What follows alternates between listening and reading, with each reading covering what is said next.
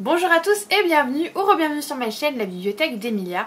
Aujourd'hui on se retrouve pour tout simplement faire le bilan du mois de novembre qui est le mois où la panne de lecture est enfin partie. Et ça on aime les amis, vraiment, ça c'est un petit bonheur, vraiment une petite victoire je dirais même. Et donc et on va regarder ensemble en fait tout ce que j'ai lu et enfin voilà, j'ai pu retrouver un rythme qui me convient, je le redirai. Si jamais vous lisez 3 livres par mois mais que c'est votre habitude et surtout que ça vous convient, mais grand bien vous fasse. Si vous ne lisez qu'un seul livre par année et que ça vous va tout à fait, mais c'est super aussi. En fait l'important c'est de lire, c'est pas combien on lit, mais après c'est aussi être satisfait par rapport à son rythme de lecture. C'est-à-dire que moi j'avais envie de lire mais je n'arrivais pas à lire. Et c'est ça qui est frustrant.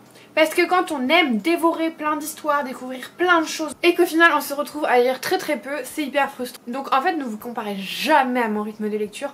On a tous un rythme de lecture différent et l'important c'est qu'on prenne plaisir dans nos lectures, que ce soit avec beaucoup de lecture ou peu de lecture. Bref, comme toujours dans ce genre de vidéo, on va commencer par les statistiques et je me munis de mon meilleur carnet afin de vous parler des statistiques un petit peu du mois. Donc sur ce mois, j'ai lu 13 livres, et là contente, 0 DNF, ce qui est plutôt chouette. Et sur ces 13 livres, j'ai lu l'équivalent de 4867 pages, dont 23,5 heures d'écoute. Pour rappel, le mois d'avant, j'étais à 2452 pages, donc à peu près la moitié. J'ai lu 2 fois plus. Vous comprenez pourquoi je suis contente ?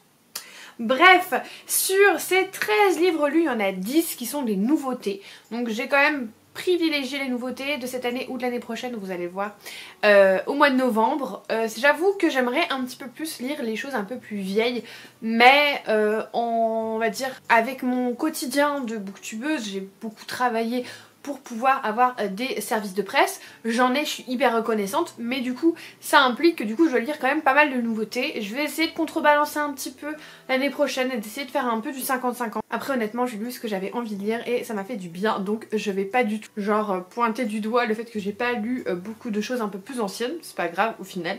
Sur ces 13 livres on a quand même une majorité de fantasy avec 8 livres de fantasy, 3 contemporains et 2 cozy mystery.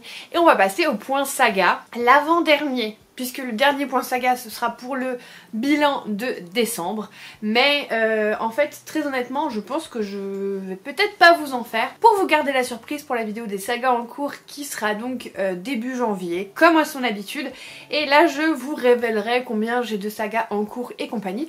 Donc là je vais vous délivrer ce que j'ai fait en novembre, mais je pense que pour décembre je le garderai pour moi, ce sera le petit secret. Et donc je suis descendue à 50 sagas, oui mesdames et messieurs, j'étais à 60 sagas au début de l'année et j'ai réussi à diminuer ce nombre en fait de 10. 10 sachant que j'en ai commencé plein, mais déjà j'en ai beaucoup terminé. Puisque, je peux vous le dire officiellement, pour l'instant je suis à 12 sagas terminées sur l'année, ce qui est beaucoup plus que d'habitude, mais c'est hyper satisfaisant. Et aussi en affinant mes goûts ou au détour voilà, de déceptions ou de nouvelles éditoriales. Par exemple une saga que j'aimais beaucoup mais j'ai compris que la maison d'édition ne traduirait jamais la suite et je l'aimais beaucoup mais pas à tel point de la lire en anglais, donc je dis c'est pas grave, je la DNF, voilà, vous voyez ce genre de choses. Je me suis beaucoup plus écoutée et c'est vrai qu'en général ce tri drastique je le fais en janvier quand je fais ma liste des sagas en cours, mais là du coup le tri sera déjà à peu près fait et fin décembre quand je peaufinerai ceci, ce sera déjà prêt pour la vidéo des sagas en cours, ce qui est cool. Donc 50 sagas, je suis très contente. J'en ai continué 5 ce mois-ci, ce qui est très bien sur 13, 5 suites de sagas. J'en ai commencé une, j'en ai terminé une qui est la saga Belladonna et j'en ai DNF 3.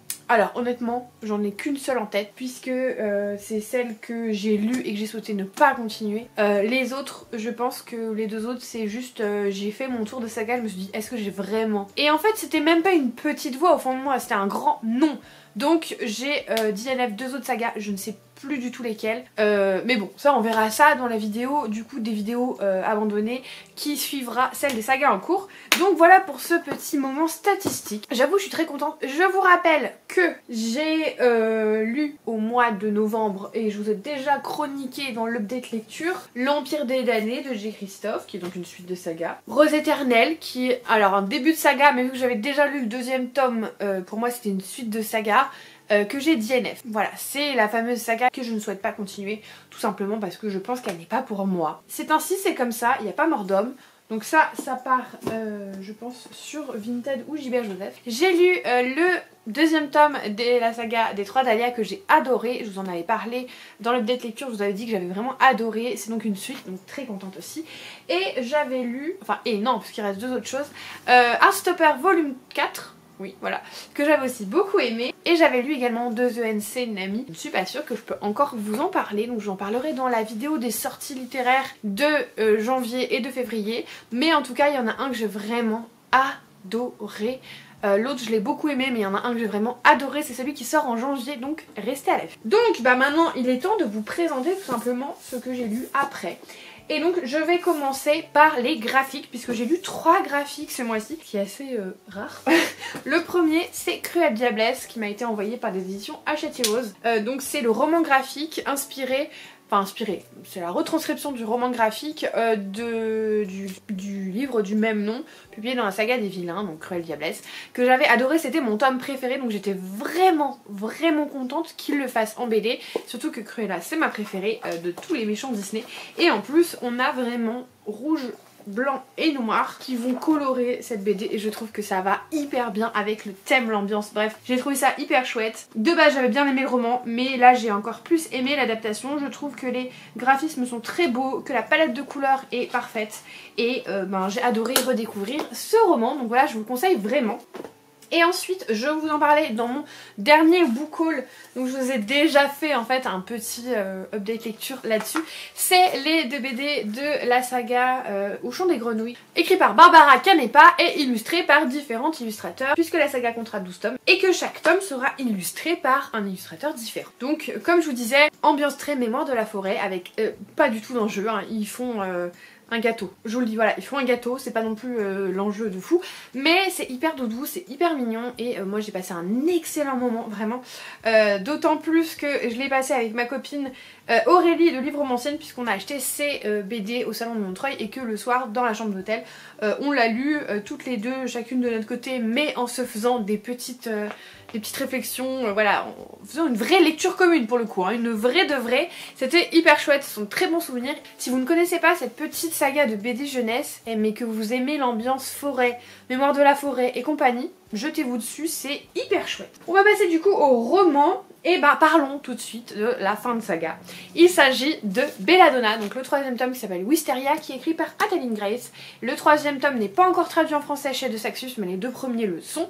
C'est une saga que j'aime beaucoup et qui pourtant partait très mal, puisque j'avais détesté la première saga de l'autrice, notamment par rapport au caractère de son personnage principal. Donc quand j'ai commencé Belladonna, j'y suis allée un petit peu à reculons, on va dire. Or, c'était une belle découverte, un roman gothique avec un peu de romance, un peu d'enquête, de mystère et rien qui prenait trop le pas l'un sur l'autre, et ce qui a donné un espèce de mélange qui marchait hyper bien, qui était vachement chouette pour la transition entre en fait l'automne et l'hiver, le côté un peu dark, froid de l'hiver mais encore avec des notes automnales. Bref, c'est une saga vraiment très chouette d'ambiance avec des personnages très bien construits. Il y a de la romance, mais vous le savez, moi j'en peux plus de la romantécie, et pourtant là je me suis régalée. Pas vraiment une romantécie non plus totalement, mais déjà vous n'avez pas de scène olé olé, et puis en plus il y a vraiment cet accent sur le côté un peu enquête. C'est pas totalement des mystery, mais il y a ce petit côté là. En tout cas, ce 3e tome était excellent. Pour rappel, à la base c'est l'histoire d'une jeune fille qui peut traverser le voile entre le monde des morts et des vivants, qui n'a pas de chance parce que toutes les personnes qui s'occupent d'elle vont être victimes d'accidents très bizarres, et elle va pouvoir communiquer avec la représentation de la mort, et elle va arriver dans une nouvelle famille où elle a sa cousine qui est gravement malade, et elle va se rendre compte qu'il y a des choses un peu bizarres qui s'y passent. Bref, c'est une saga que j'ai vraiment adorée, que je vous conseille à 1000%, et à mon avis, sachant que le tome en VO est sorti en août, vous devriez pas hyper tarder pour avoir la fin de cette histoire. Et maintenant que j'ai découvert Belladonna et cette trilogie, je donnerai évidemment sa chance à l'autrice dans ses futures parutions, puisque j'ai déjà complètement quasiment oublié son ancienne saga que j'avais pas aimée, et vraiment cette saga ça fait partie de mes meilleures lectures de ces derniers temps, donc voilà, je vous la conseille. Ensuite, on va passer à 2 suites de sagas. La première que j'attrape, c'est Meurtre et Carrot Cake de Joanne Flux, publié chez Cherche Midi. Vous le savez, cette saga de Cozy Mystery, Anna Swenson, je l'adore. C'est mon petit Voilà, ma petite Madeleine de Proust, mon petit plaisir coupable. Et j'ai encore passé un excellent moment à l'Ekeden avec Anna, cette pâtissière qui se retrouve toujours au mauvais endroit, au mauvais moment et qui va aider la police locale à résoudre des meurtres. J'ai d'ailleurs déjà fini aussi le tome 10 et je devrais pas tarder à lire le tome 11. Donc voilà, j'ai fait un petit peu une succession d'Anna Swensen ces derniers temps, mais contrairement à ce que je pensais, j'avais peur que ce soit redondant et finalement en fait pas du tout. Je me suis vraiment plongée dans ces romans, j'ai passé un très bon moment et je ne peux que vous conseiller cette saga, même si elle a ses défauts, je vais pas vous mentir. Mais c'est un petit peu mon petit bonbon. Donc voilà, j'ai trop aimé ce roman et je continuerai la suite puisque là à mon avis je ne devrais pas tarder à lire le dernier qui est un tome de Noël, vous l'aurez compris, et c'est pour ça que je me suis dépêchée vraiment de le lire pour être sûre de pouvoir lire celui sur Noël, à la période de Noël tout simplement. Ensuite, une saga que j'aime beaucoup, ça fait déjà presque 5 ans maintenant que j'en lis un par an à peu près. Il s'agit de Vampiria, et donc là c'est le deuxième tome de la deuxième trilogie qui s'appelle donc Vampiria America, et le titre du tome c'est Le Tombeau des Étoiles, c'est écrit par Victor Dixon et publié chez la collection R, et c'est cette fameuse histoire de vampire où le roi Soleil a réussi à trouver la voie de l'immortalité. Louis XIV a réussi à devenir un vampire, il a transmuté, comme ils disent, toutes les cours nobles en fait, tous les royaumes alentours, notamment l'Espagne, l'Angleterre et compagnie, et les vampires règnent sur l'univers, on va dire ça comme ça. Dans la première trilogie, on suit Jeanne qui est une jeune paysanne qui va se faire passer pour une noble pour arriver à la cour de Louis XIV et essayer de le détruire de l'intérieur. Et dans Vampiria America, on va suivre 6 desperados qui sont chacun un peu particuliers et qui ont chacun une dent, c'est le cas de le dire, un croc je dirais même, contre les vampires, et qui vont s'unir pour tout simplement essayer de les renverser.